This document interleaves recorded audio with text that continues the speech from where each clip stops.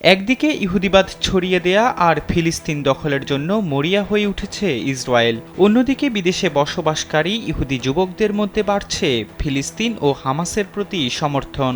সম্প্রতি এমনই এক বিস্ময়কর তথ্য উঠে এসেছে এক জরিপে। এতে দেখা যায় যুক্তরাষ্ট্রে বসবাসকারী 14 থেকে 18 বছর বয়সী মার্কিন ইহুদি তরুণদের 1/3 বেশি ফিলিস্তিনের স্বাধীনতাকামী সশস্ত্র সংগঠন হামাসের প্রতি তাদের সমর্থন জানিয়েছে।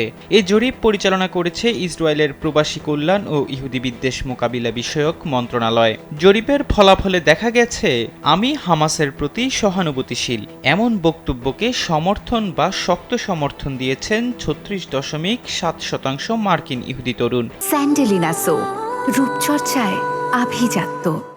ইসরায়েলি গণমাধ্যমের প্রতিবেদনে এ জরিপের এমন তথ্য উঠে এসেছে। তবে যুক্তরাষ্ট্রের বাইরে বসবাসকারী ইহুদি তরুণদের মধ্যে মাত্র 7% হামাসের প্রতি সহানুভূতিশীল বলে ওই জরিপে উঠে আসে। জরিপে দেখা যায় মার্কিন ইহুদি তরুণদের 41.3% ইসরায়েল গাজায় গণহত্যা চালাচ্ছে এমনটা মনে করে থাকে, আর যুক্তরাষ্ট্রের বাইরে বসবাসকারী ইহুদি তরুণদের মাত্র 10% এমনটা মনে করে থাকে। মার্কিন ইহুদি তরুণদের উল্লেখযোগ্য অংশ যে শুধু হামাসের প্রতি সহানুভূতিশীল তা নয়, তাদের মধ্যে 66% তরুণ সার্বিকভাবে ফিলিস্তিনি জনগণের ব্যাপারেও সহানুভূতিশীল।